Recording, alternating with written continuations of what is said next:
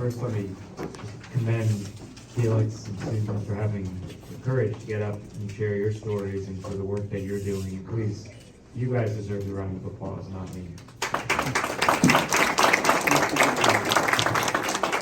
I want to thank everybody for being here. I especially want to thank my colleague, Somerset County Prosecutor John McDonald, as well as all of you. And Governor, I do remember that day. I was back in 2016 in New York, and it stuck with me. And I also, when I came into this job in February of last year, actually the first time, when you're in the governor's office, you don't want any attention. Like, your job is to get, as the governor knows, I think getting the governor, your job is to get the governor's attention. So when I came into this job, they said, well, what do you want your first event to be? And I said, well, I'm not used to doing events where I get attention. That's not what I do. And we said, well, why don't we go to the New Jersey Reentry Court? So it was actually the first public event I did February of last year was with the governor, again, hearing more stories and shining a light on the great work that's done here. But you may look at me and not fully appreciate, as we all do, everyone's backgrounds. I have deep respect for the work that the immigration attorneys are doing here, that everybody who participates in this program, and that's because I've done it. At the very start of my career, I led a naturalization clinic, taught ESL, and had some of the most meaningful experiences in my life. By the way, I think I would have failed that test. For anybody who hasn't seen it, it's not that easy. And then when I was in private practice, I've represented a number of people pro bono going through the immigration system. I've seen firsthand, you want to make the criminal justice system work good, go look at the immigration system. It was eye-opening. And I've spent time working in South Texas. I've seen the impact of some of the border policies have on families. And so I know how hard the work is you're doing. And I shared what the governor said about, some of the hardest things I've seen are the impacts of those policies on our families. And I say this as somebody who has a 4-year-old son, the idea that we would, do things that tear families apart, especially families that only know this country as home. I'll never understand the callousness of those who can do that. But this work is really inspiring, and it's really important for us to lift up the work that you're doing here. And I want you to know that in the state, we are partners in this effort. We're certainly partners on reentry here, but more broadly, we've been staunch defenders in this administration of our immigrant communities. And that's not just because it's something that we do because it's nice to say. It's something we do because that's core to who New Jersey is. We are fundamentally an immigrant state. Every single family came here. We're a melting pot state for a reason, because people came from all over the world to live here. And I think that's our strength.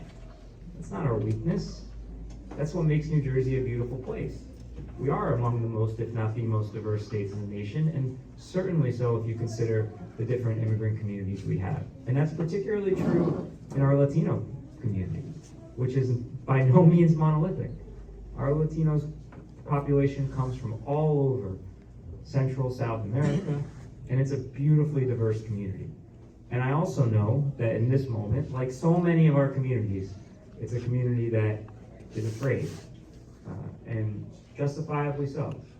Look, we're dealing with a rise in bias and hate that has not spared the Latino community. I wish I was here, coming here and being able to tell you otherwise, but we are in the state, in my office. I lead the Department of Law and Public Safety. Public safety means a lot of things. Yes, it does mean keeping you safe from gun violence, and we're doing that. By the way, we've had a 25% reduction in gun violence in my first year.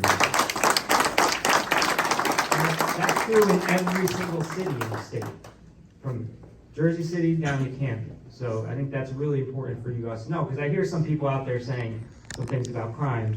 When you hear stuff, maybe ask them for some facts and wonder why they might be saying some narratives that aren't actually true. So yes, we do care about gun violence, and we do care about auto thefts, which also are down significantly over the past 6 months. But we also care and are responsible for making sure that people feel safe in their communities, people feel safe going to work, people feel safe going to church, or however they pray, people feel safe going to dinner, and not feel afraid simply because of who they are, or how they look, or where they're from, what language they speak, or who they love. And that is something that's core to what we do. That's not this thing we do on the side. That's central, in my opinion, to how we promote and maintain a safe New Jersey. And so, unfortunately, right now, that means ensuring that we're protecting folks from that rise in bias, that we're holding people accountable when they target people because they're Latino, target people because they speak Spanish, target people because they're different in whatever way, shape, or form that may be. That's something that we do. We also, I want you to know, have stood up for our immigrant communities, particularly our Latino community. The governor mentioned a couple of things that I'm very proud of, whether it be driver's license, in-state tuition and financial aid for our undocumented residents. We also fought, and I was a part of this effort, for the first time to provide funding for legal representation for people going through immigration proceedings.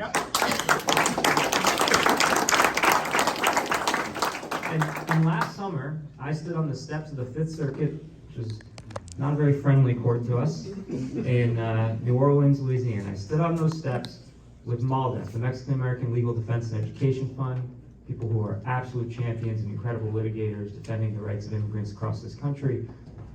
Because you should know, in 2018, when the federal government said, we're not going to defend the DACA program, they said, we're going to let it, we're not going to defend it. They were sued. The state of New Jersey stepped in and defended it. And we're still defending it. The federal government, fortunately, is defending it again, but we're still there. We're in court every month, just about, defending the program and making sure that that continues to stay as law and hopefully can be expanded. So we have a long record of defending our immigrant populations. We also have a good long record, and this is something I'm proud to continue, of ensuring that folks don't feel afraid when interacting with law enforcement. One of my predecessors, Attorney General Grewal, implemented something called the Immigrant Trust Directive, which many of you probably know. Severely limited the interactions that law enforcement in the state of New Jersey, under my direction, can have with immigration enforcement officers in the federal system. And now, I'm proud to continue that. We are continuing to enforce that. That is absolutely the law of the land, and we are enforcing it, ensuring that our officers are not violating that, are not being deputized to perform immigration enforcement actions. And the reason for that is not only because we don't want you to live in fear, because it goes back to what I said earlier. Our job is to keep you safe. No one is going to tell us about crimes that might happen, about ways they're vulnerable, about issues that they're dealing with, if they think we're going to deport them. No one's going to do it. It's common sense. We talk about trust with law enforcement and the community a lot, and right now, and particularly right now, with what we've seen over the past few weeks, that's incredibly important. But trust isn't some buzzword. Trust is fundamental to how we ensure people stay safe. Because of what I just said, no one picks up the phone and calls 911 if they think the person at the other end of that phone, or the person who's going to show up at their door, doesn't have their back, or is actually going to come and hurt them in some way, shape, or form. So I don't know a single law enforcement officer, and we have some really good ones in this state, who is out there saying we want to destroy that trust. And in New Jersey, how we've built that trust is by ensuring that our immigrant communities in particular know that we have their back, that we are here to protect them, that they are part of the fabric of this state, and that we're not using our law enforcement officers, paid for, by the way, with your tax dollars, to target you. And I wish that was true in every state in the country. It's not. But I know that here in New Jersey, that is what we're doing. And so it is really important that you all know that. And if we can do anything, and I thank the governor for giving us this opportunity to show our commitment to those efforts, so you trust, we can continue to build that trust even more. We have institutionalized some significant reforms at the state level. I created a new division. Just so you understand, division in the Department of Law and Public Safety, it took me a while to understand what all these things mean, but a division, the state police is a division. The Division of Criminal Justice is a division. We have a new division called the Division of Violence Intervention and Victim Assistance. I'm very proud of this.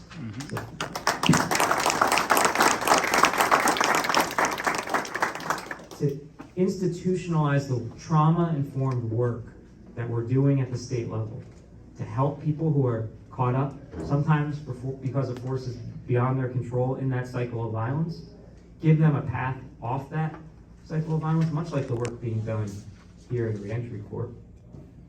And also make sure that the victims of offenses, who sometimes are the offenders themselves, you know, we gotta understand, when we talk about that cycle, it is a cycle. Providing additional support and institutionalizing their viewpoint and giving them a permanent seat at the table. That's the approach we're taking here in New Jersey. I'm very proud that we are continuing to strengthen our relationship with not only with Reentry Court, but with all of you. And we stand for the proposition that yes, people do make mistakes. And there are times when people need to be held accountable. And we are a prosecuting agency. We do hold folks accountable. But we also know that the story doesn't end, just like my story or any of your stories, doesn't end with one day or one moment or one point in their lives. And, you know, I'll close with this. I had the chance to speak. We renamed the Juvenile Justice Commission is under my jurisdiction. We renamed a school at the suggestion of the students in the program after the Little Rock Nine. And when I went to talk to them about it, we had a great conversation with these young kids. I mean, some 16, 17, 18 years old. The idea that they were defined, they being the Little Rock Nine, by that one moment in their lives is no more true than it was for any of those kids, or for anybody who's going through this program, or for anybody who comes to this country. You're much bigger than that one moment in your life. And so I think we've changed, in this state at least, how we view people. We're not perfect, there's a long way to go, but doing so, I think, ultimately will help us build that trust that we need to keep you all safe. And so I just applaud everybody here. I know how hard it is, the work that you're doing.